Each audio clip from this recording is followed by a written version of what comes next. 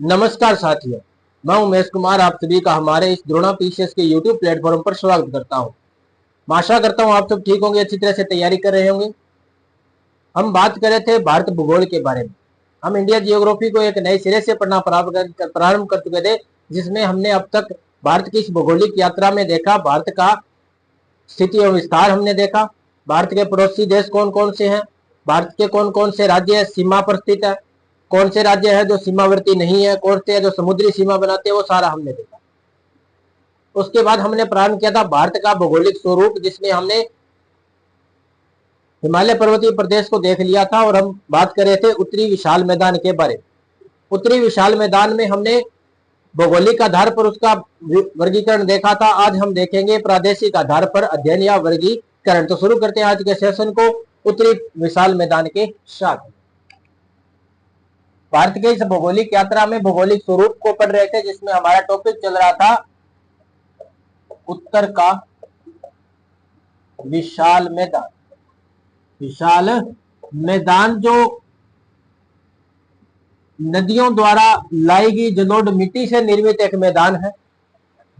हमने बात की थी मैदानों का निर्माण कैसे हुआ, किस प्रकार से हुआ, वो हमने पिछली क्लास में देखा था।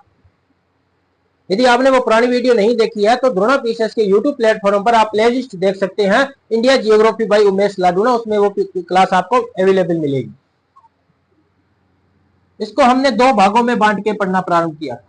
उत्तर का जो विशाल मैदान है, नदियों का मैदान है, गंगा, यमुना, ब्रह्मपुत्र, सिंधु की सहायक नदियां, इन नदियों द्वारा जो पर्वतीय क्षेत्र से लाई गई जलोढ़ मिट्टी है, उनसे ये निर्मित एक मैदान है। भारत में सर्वाधिक जनसंख्या घनत्व वाला ये मैदान है। यहाँ पर सर्वाधिक जनसंख्या घनत्व इस भौगोलिक क्षेत्र में पाया जाता है। लोग ज्यादा रहना भी कहाँ पसंद करते हैं, जहां मैदानी भाग हो, वहां रहना पसंद करते हैं। सबसे ज्यादा उपजाऊ भूमि भी होती है मैदानी भाग। तो इस प्रकार से लोग यहाँ पे रहना प्रारंभ स्टार्ट करते हैं और इसको हमने दो भागों में पढ़ना प्रारंभ किया था, जिसमें एक हमने देखा था भौगोलिक आधार पर वर्गीकरण। इसके अंदर हमने कुछ शब्दों के बारे में चर्चा की थी। जैसे हमने बात की थी तराई क्षेत्र की, भाबर क्षेत्र की, इसके बारे में बात की हमने। डेल्टा के बारे में बात की हमने। खादर बांगर के बारे में बात की, खादर बांगर के बारे में बात की हमने। बात की भूड़ क्या होता है, जिसके बारे में बात की हमने। देखा कि गोखुर झील के बाद क्या होती है, नदी विसर्प क्या होते हैं, नदी विसर्प क्या होते हैं, वो भी हमने देखा था। नदियां किस प्रकार से अपने भूभाग में बहती हुई जाती है, वो सारा हमने देखा था, जिसमें हमने तराई, भाबर, डेल्टा, खादर, बांगर, भूड़, गोखुर झील और विसर्प के बारे में अध्ययन किया था। आज हम देखने वाले हैं इस उत्तर के विशाल मैदान का प्रादेशिक आधार पर वर्गीकरण। प्रादेशिक आधार पर वर्गीकरण। इस प्रादेशिक आधार पर जो वर्गीकरण करेंगे, इसके अंदर हम देखेंगे इस उत्तर के विशाल मैदान का, इस मैदानी भूभाग का, इस भौगोलिक स्वरूप को कितने राज्यों के हिसाब से, उसके राज्यों में उपस्थिति के आधार पर इनको हम देखेंगे। जैसे हम एक इसका भाग देखेंगे पंजाब हरियाणा का मैदान। पंजाब हरियाणा का मैदान, पंजाब और हरियाणा राज्य में जो इस मैदानी भूभाग का जो भाग आता है, उसको देखेंगे। फिर हम इसमें देखेंगे राजस्थान का मैदान। राजस्थान में भी मैदानी भाग है, हमने देखा था। राजस्थान के भूगोल में, राजस्थान जियोग्राफी में हमने देखा, जब राजस्थान का भौगोलिक स्वरूप उसमें हमने देखा था, जिसमें हमने बात की थी जो राजस्थान का जो पूर्वी मैदानी प्रदेश है, उत्तर के विशाल मैदान का ही विस्तार है, ये बातें हमने देखी थी। इसके बाद हम देखेंगे यूपी या गंगा का मैदान, उत्तर प्रदेश का, या जिसे हम कह सकते हैं गंगा का मैदान। गंगा का मैदान, क्योंकि उत्तर प्रदेश की जो मुख्य नदी कौन सी है, गंगा नदी है, तो वो हम देखेंगे। फिर हम देखेंगे इसमें असम का या ब्रह्मपुत्र का मैदान। असम या ब्रह्मपुत्र का मैदान, क्योंकि असम की प्रमुख नदी कौन है, तो ब्रह्मपुत्र नदी है, वो हम इसके अंदर देखेंगे। और पंजाब हरियाणा, हरियाणा के मैदान को हम कह सकते हैं यमुना का मैदान, यमुना का मैदान, क्योंकि हरियाणा की मुख्य नदी कौन है, यमुना है। और राजस्थान के मैदान को हम कह सकते हैं चंबल, माही या लूणी का मैदान, लूणी का मैदान, क्योंकि राजस्थान की मुख्य नदी चंबल नदी है, माही नदी और लूणी नदी भी राजस्थान की कुछ अन्य मुख्य नदियां हैं, जिसके बारे में हम बात करेंगे। तो चंबल, माही, लूणी का मैदान हम राजस्थान के मैदान को कह सकते हैं, पंजाब हरियाणा के मैदान को कह सकते हैं, इसको सिंधु का मैदान भी कह सकते हैं, सिंधु का मैदान, क्योंकि पंजाब की मुख्य नदियां हैं सिंधु की सहायक नदियां, सिंधु की सहायक नदियां सतलज, व्यास और रावी, ये नदियां पंजाब की क्या है, कुछ महत्वपूर्ण नदियां हैं। उसके बाद ऊपर हम देखते हैं जम्मू कश्मीर, और जम्मू कश्मीर के इलाके में हम देखते हैं नदियों के बारे में, तो झेलम और चेनाब नदियां भी आती है। तो इस प्रकार से उन नदियों का क्षेत्र देखो, ये जो पंजाब क्षेत्र है, ये पंजाब जो भारत के अंदर पंजाब है वही नहीं है, भारत के आजादी से पहले का जो पंजाब है उस पंजाब की बात आती है, जिसमें पांचों नदियों का संगम होता है। पांचों नदियां कौन कौन सी आती है, सिंधु की सहायक नदियां झेलम, चेनाब, रावी, सतलज और व्यास, इन पांचों नदियों का क्षेत्र है जो क्या कहलाता था, पंजाब कहलाता था। तो आज हम बात करेंगे पंजाब हरियाणा के मैदान की, यहाँ की क्या क्या विशेषताएं पाई जाती है उसको हम देखने वाले हैं। तो इसका स्क्रीनशॉट आप ले सकते हो और बढ़ते हैं आगे, देखते हैं प्रादेशिक आधार पर उत्तर के विशाल मैदान का वर्गीकरण। तो इसका स्क्रीनशॉट आपने ले लिया होगा, साथ साथ में लिख लिया होगा। बढ़ते हैं आगे, आज का सेशन बड़ा ही खास होने वाला है। हम नदियों के बारे में कुछ ऐसे महत्वपूर्ण फैक्ट भी देखेंगे, पंजाब हरियाणा के मैदान में कौन कौन से फैक्ट बनते हैं वो सारा इसमें हम देखने वाले हैं। इसके अंदर हम देखेंगे प्रादेशिक आधार पर वर्गीकरण में पहला, प्रादेशिक आधार पर वर्गीकरण। तो इसके अंदर हम पहला देखने वाले हैं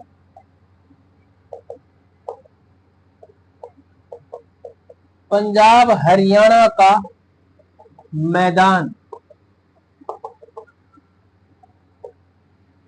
पंजाब और हरियाणा का मैदान इसके अंदर देखने वाले हैं। इसके अंदर हम देखेंगे दो राज्यों का मैदान जो कंबाइन, उसको हम कह सकते हैं पंजाब हरियाणा का मैदान कहते हैं। तो इसको कितने भागों में देखेंगे, दो भागों में। कौन कौन से दो भाग, तो पंजाब का मैदान और कौन सा हो जाएगा, हरियाणा का मैदान, हरियाणा का मैदान। पंजाब के मैदान में क्या है,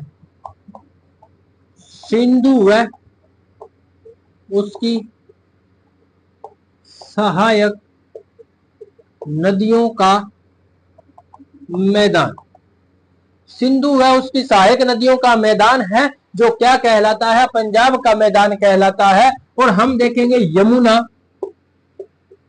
एवं उसकी सहायक नदियों का मैदान क्या कहलाएगा, तो हरियाणा का मैदान कहलाएगा।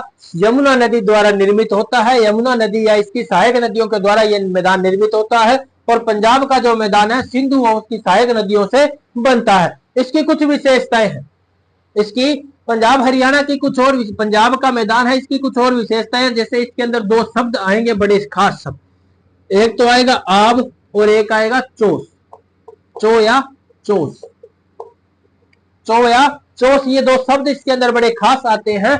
आब या चो या चोस, ये क्या है शब्द, इनके बारे में भी हम देखने वाले हैं। ये यहाँ की कुछ मुख्य विशेषताएं हैं। आब और चो या चोस को हम इसके कह सकते हैं कि ये पंजाब के मैदान की कुछ महत्वपूर्ण विशेषताएं हैं, जिनके बारे में हमें पढ़ना बहुत महत्वपूर्ण हो जाता है, क्योंकि यहाँ से एग्जाम में बार बार क्वेश्चन पूछा जाता है कि चो या चोस क्या है, इस पर भी शब्दों में लिखे। आरएस मेंस के एग्जाम में ऐसा क्वेश्चन आया हुआ है, तो आप यहाँ से इसको देख सकते हैं कि किस प्रकार के क्वेश्चन इसमें पूछे जाते हैं। यूपीएससी में भी ऐसे एग्जाम, ऐसे क्वेश्चन हमेशा पूछे जाते हैं। इंटरव्यू में पूछा जा सकता है चो क्या होता है, चोस क्या होता है, कहाँ के मैदान की ये मुख्य विशेषता है चो या चोस। तो इंटरव्यू तक यहाँ से क्वेश्चन पूछे जा सकते हैं। इसका स्क्रीनशॉट आप ले सकते हो। इसको अलग अलग देखेंगे, पहले हम देखेंगे पंजाब का मैदान, फिर हरियाणा का मैदान देखेंगे, इसी के साथ हमारा पूरा होगा पंजाब हरियाणा का मैदान, फिर हम देखेंगे राजस्थान का मैदान। तो अब शुरू कर लेते हैं पंजाब के मैदान को देखना। इसका स्क्रीनशॉट आपने ले लिया होगा, बढ़ते हैं आगे, देखते हैं पंजाब का मैदान।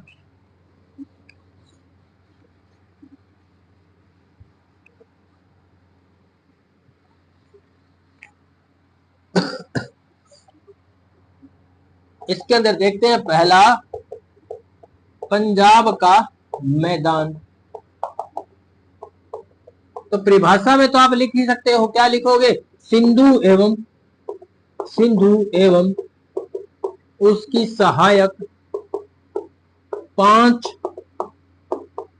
नदियों। कौन कौन सी नदियां हैं इसके अंदर? तो लिखो झेलम, चिनाब, रावी, सतलुज और व्यास। नदियों द्वारा निर्मित जलोढ़ मिट्टी वाला क्षेत्र। जलोढ़ भी कौन सी होगी इसके अंदर? खादर। कौन सी जलोढ़ मिट्टी होगी? खादर। जलोढ़ मृदा का मैदानी भूभाग। कौन से राज्य के अंदर है? पंजाब राज्य में। तो आप यहां पे लिख सकते हो पंजाब राज्य में सिंधु एवं उसकी सहायक 5 नदियां कौन सी है? तो झेलम, चिनाब, रावी, सतलुज और व्यास द्वारा निर्मित यह जलोढ़ मृदा वाला। जलोढ़ कौन सी होगी? खादर, क्योंकि नवीन जलोढ़ मृदा क्या कहलाती है? खादर कहलाती है। तो नवीन जलोढ़ मृदा वाला यह क्षेत्र है, जिसको हम क्या कहेंगे? पंजाब का मैदान कहेंगे। क्या कहेंगे जी? पंजाब का मैदान कहेंगे। तो ये आपने लिख लिया होगा, समझ गए होंगे। किसे कहेंगे पंजाब का मैदान? क्या विशेषताएं रहेंगी इसके अंदर? तो ये देखो खादर जो शब्द आ गया तो आपको पता चल गया होगा, यहाँ पे नवीन जलोढ़ मृदा पाई जाती है। नवीन जलोढ़ मृदा कैसी होती है? खादर क्या होती है? नवीन जलोढ़ मृदा। खादर कैसी होती है? उपजाऊ मृदा। उपजाऊ होती है, तो यहाँ पे कृषि की बहुलता पाई जाती होगी। कृषि का जो शुद्ध बोया जाया जो क्षेत्र होगा वो सबसे ज्यादा होगा। यहाँ पे फसलों की घनत्व क्या होगा? ज्यादा होगा, फसलें ज्यादा पाई जाएंगी। इसीलिए हम देखते हैं पंजाब हरियाणा के अंदर सबसे ज्यादा फसलें होती है। मैदानी भूभाग है, नदियों का क्षेत्र है, पानी यहाँ पे बहुत उपलब्ध होता है और इसी कारण यहाँ पे फसलें ज्यादा होती है। कपास यहाँ पे ज्यादा होती है। कपास के बाद में हम देखते हैं गेहूं सबसे ज्यादा होती है। हरियाणा के क्षेत्र में हम सरसों का भी उत्पादन देखते हैं। तो ये इस प्रकार हम यहाँ पे इसको देखेंगे। ये आपने लिख लिया होगा। बढ़ते हैं आगे और देखते हैं इसकी कुछ और विशेषताएं, जिसमें हमने थोड़ी देर पहले ही देखा था। आब और चौस, ये 2 मुख्य विशेषताएं यहाँ की, जिसको हम अभी डिस्क्राइब करने वाले। तो ये लिख लिया होगा। बढ़ते हैं आगे।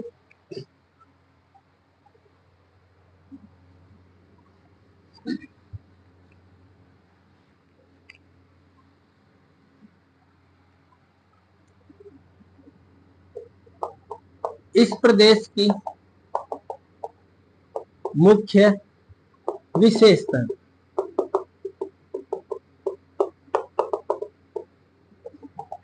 इस प्रदेश की मुख्य विशेषता क्या है? मुख्य विशेषताएं अभी तो हमने देखा था आब, और 2 नंबर पे क्या थी? चोस।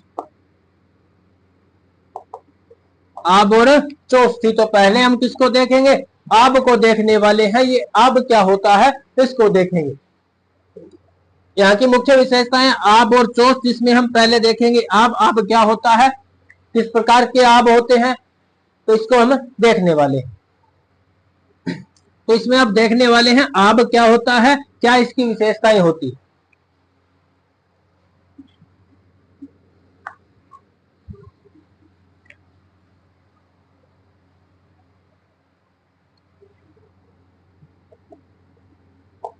आब,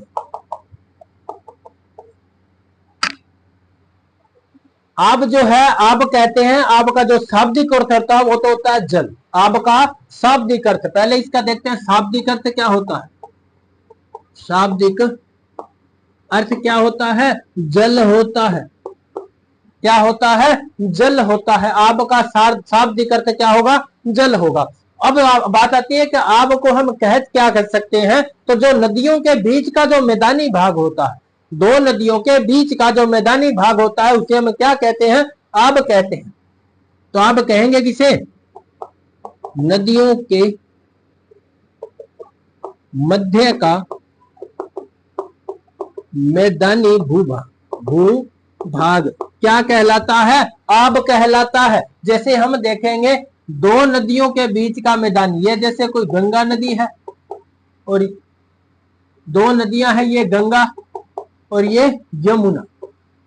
इन दोनों नदियों के बीच का ये जो क्षेत्र है ये क्या कहलाएगा, आब कहलाएगा। और इसको हम दो नदियों के बीच का है तो क्या कहेंगे, दो आब कहेंगे, दो आब कहेंगे। तो हम कह सकते हैं ये कैसा क्षेत्र है, गंगा यमुना दो आब, गंगा यमुना दो आब कहेंगे इसको।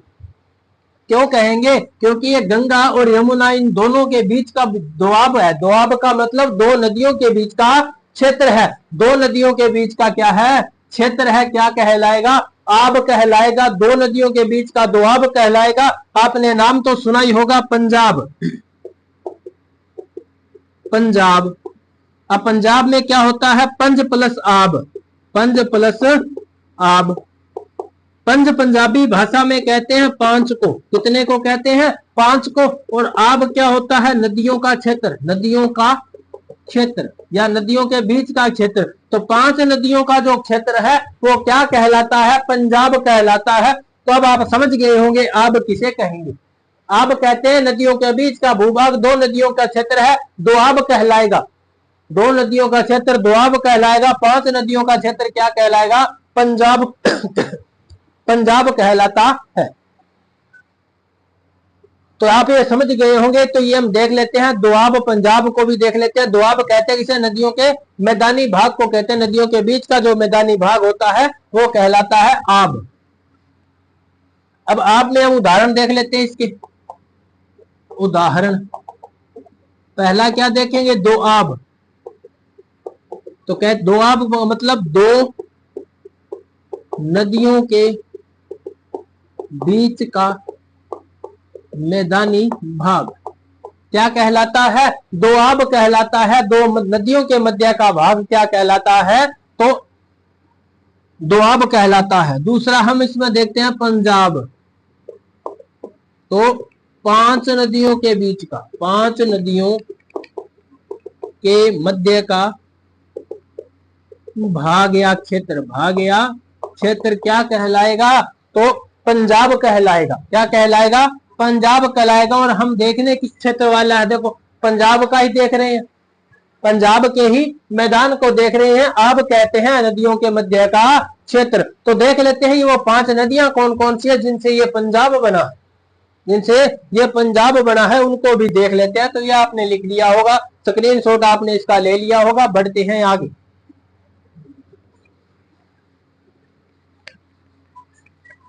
तो पंजाब है तो आप समझ गए होंगे कितनी नदियों का क्षेत्र होगा, पांच नदियों का क्षेत्र होगा। वो पांच नदियां कौन कौन सी हैं, तो देखते हुए चलना। पांच तो सहायक नदियां हैं सिंधु की, वो पांच सहायक नदियां जिनसे ये क्षेत्र बनता है पंजाब। ये जैसे हम देखते हैं सिंधु नदी, ये कौन सी नदी है, सिंधु नदी, सिंधु नदी जिसका उद्गम होता है बोखरचू हिमनद से। बोखरचू हिमनद से जिसका उद्गम होता है, ये बोखरचू हिमनद कहां पे है, तिब्बत के क्षेत्र में है। तिब्बत के क्षेत्र में बोखरचू हिमनद से एक नदी का उद्गम होता है। नदी कौन सी है, सिंधु नदी, जो लद्दाख, जम्मू कश्मीर और उसके बाद में कहां पर चली जाती है, तो पाकिस्तान में चली जाती है। पाकिस्तान में जाकर के ये नदी कराची के पास में अरब सागर के अंदर गिर जाती है, डेल्टा बना करके अरब सागर में गिर जाती है। अब देखते हैं इसके बाद एक और नदी आती है। नदी कौन सी है, झेलम नदी। कौन सी नदी आ रही है जी, झेलम नदी आ रही है। नदी कौन सी आएगी, झेलम, झेलम नदी आती कहां से है, तो जम्मू कश्मीर से आती है। जम्मू कश्मीर से नदी आ रही है, नदी का नाम क्या है, झेलम नदी है। फिर एक और नदी आ रही है इसके अंदर, ये जो झेलम नदी जिस नदी के अंदर मिल जाती है, जो आगे जाकर के किसमें मिलेगी, सिंधु नदी में मिलेगी। नदी का नाम है जी चिनाब नदी। कौन सी नदी है, चिनाब नदी है। हिमाचल प्रदेश से ये नदी आती है। कहां से इसका उद्गम होता है, हिमाचल प्रदेश से। उसके बाद एक और नदी आती है जिसका नाम है रावी। क्या नाम है, रावी नदी। और ये रावी नदी भी जाकर के किसमें मिल जाती है, चिनाब नदी के अंदर मिल जाती है। हिमाचल प्रदेश से नदी आती है रावी नदी। हिमाचल प्रदेश से नदी आती है। नदी का नाम क्या है, रावी नदी। जो कौन सी नदी में मिल जाती है, चिनाब नदी में मिल जाती है। तो पूछा जा सकता है सिंधु की प्रमुख सहायक नदी कौन सी बनेगी, चिनाब बनेगी। उसके बाद हम देखते हैं एक नदी और जिसका नाम है व्यास। को क्या नाम है, व्यास नाम है। इस प्रकार से नदी आ रही है, नदी का नाम है व्यास। उसके बाद में एक नदी और आएगी जिसका नाम क्या होगा, सतलज नाम होगा। ये तो नदी कौन सी है, व्यास नदी। आती कहां से है, हिमाचल प्रदेश से। हिमाचल प्रदेश से नदी आती है। नदी कौन सी है, तो व्यास नदी। फिर आती है सतलज नदी। सतलज नदी आती कहां से है, तो राकस ताल से। कहां से आती है, राकस ताल।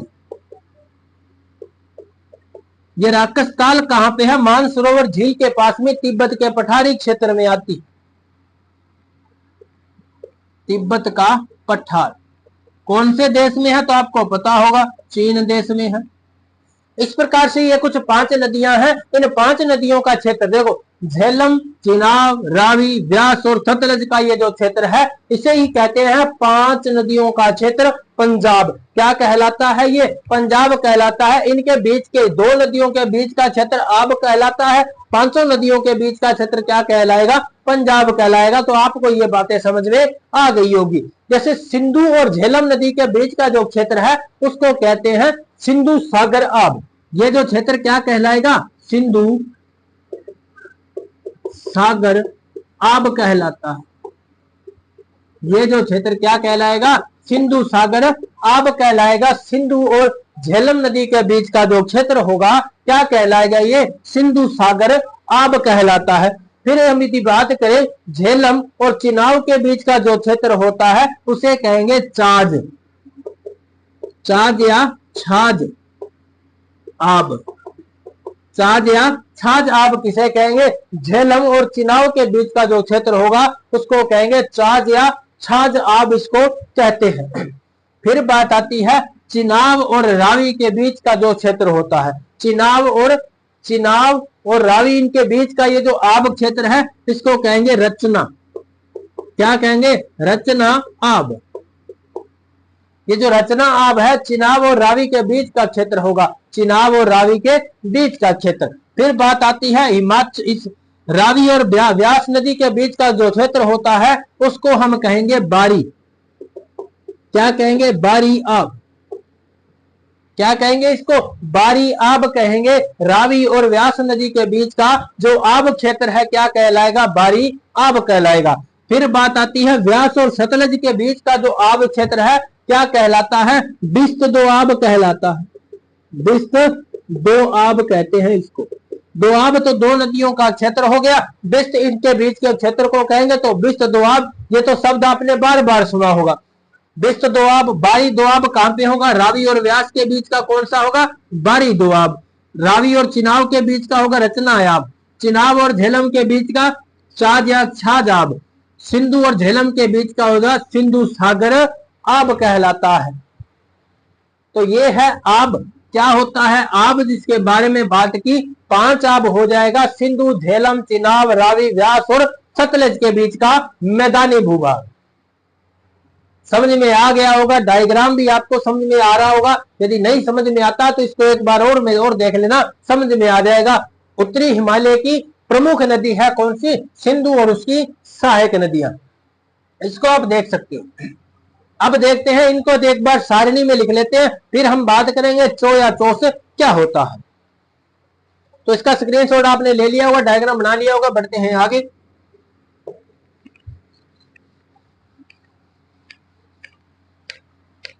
सबको एक बार अलग अलग लिख लेते हैं। क्या लिखेंगे?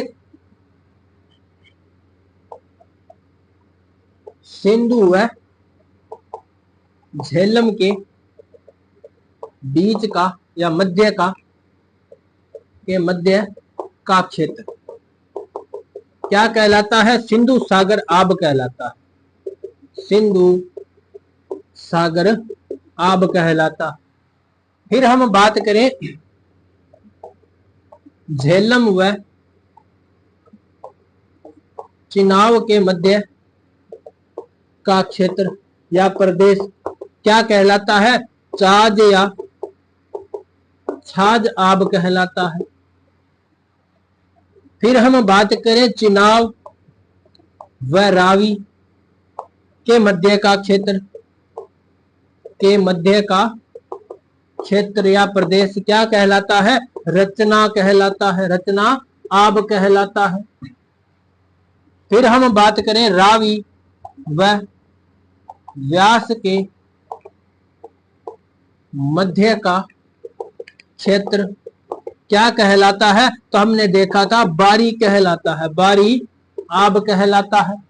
फिर यदि हम देखें व्यास व सतलज के मध्य का क्षेत्र क्या कहलाता है? तो बिस्त दो आब कहलाता है। बिस्त दो आब कहलाता है। तो ये हमने बात की पंजाब के मैदान की। ये हमने पंजाब के मैदान के में देखा बिस्त आब, बिस्त यानी आब के बारे में देखा। पंजाब के मैदान की हमने दो विशेषताएं देखी थी, आब और चोया चोस, जिसमें हमने आब के बारे में डिटेल से चर्चा की। आब किसे कहते हैं ये हमने देखा। अब हम देखेंगे चोया चोस किसे कहते हैं। तो ये आपने लिख लिया होगा। इसके बाद बढ़ते हैं आगे, देखते हैं चोया चोस क्या होता है।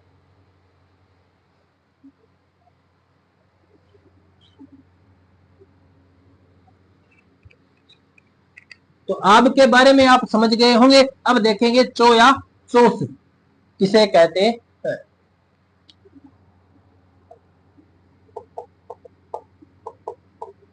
चोया चोस, चोया चोस कहते हैं कि जो जैसे हमने देखा था ये हिमालय पर्वतीय क्षेत्र, कौन सा था? ये हिमालय पर्वतीय क्षेत्र था। इसके अंदर ये था उत्तरी हिमालय,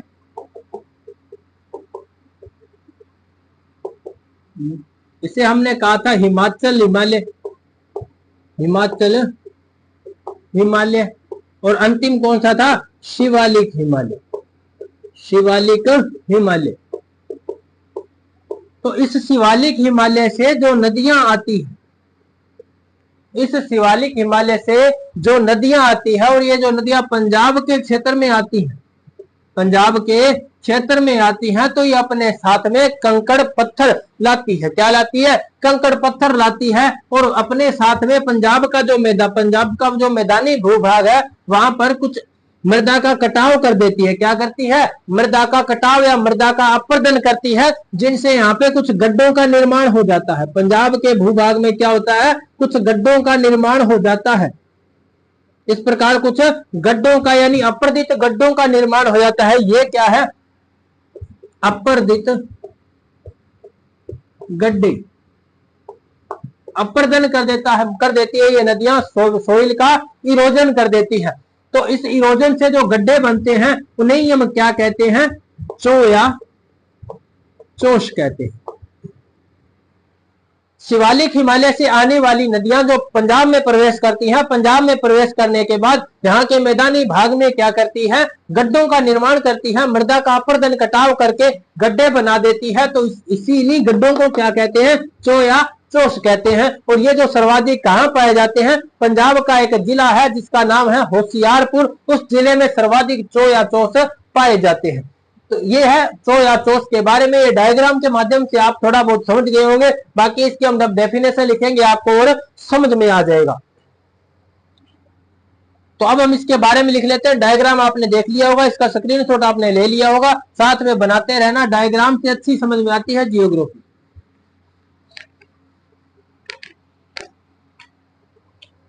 तो इसके बारे में लिख देते हैं कि शिवालिक हिमालय से आने वाली नदियां पंजाब के मैदानी भाग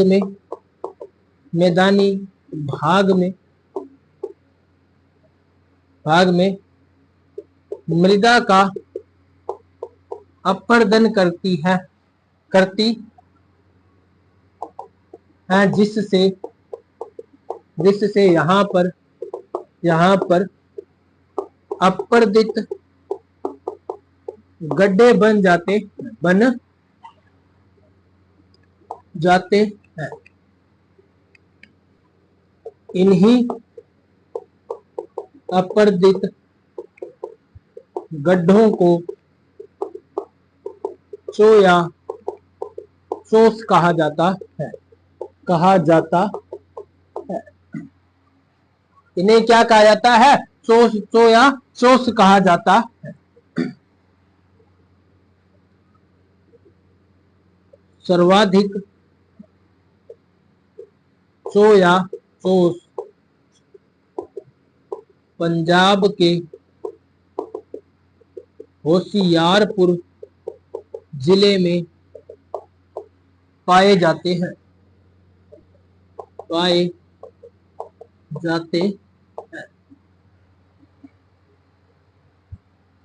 शिवालिक हिमालय से जब नदियां पंजाब में आती हैं तो पंजाब में आने के बाद ये जो नदियां पंजाब के मैदानी भागों में क्या करती हैं? मृदा का कटाव करती है, सोइल का इरोजन करती है। उसी इरोजन के माध्यम से यहाँ पर कुछ अपर्दित गड्ढों का निर्माण हो जाता है, जिन अपर्दित गड्ढों को ही क्या कहा जाता है?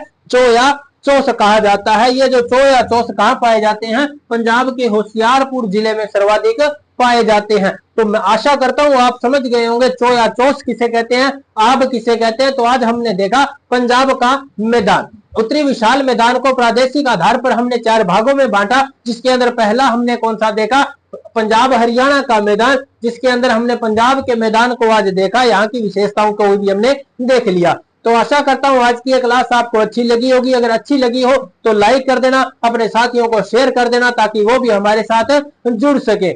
और यदि आपने हमारे द्रोणा पीसीएस के यूट्यूब प्लेटफॉर्म को सब्सक्राइब नहीं किया तो सब्सक्राइब कर लीजिए और बेल आइकन को ऑन कर लीजिए ताकि आने वाली क्लासों के नोटिफिकेशन आपको मिलते रहे। तो मिलते हैं अगली क्लास में, तब तक के लिए धन्यवाद।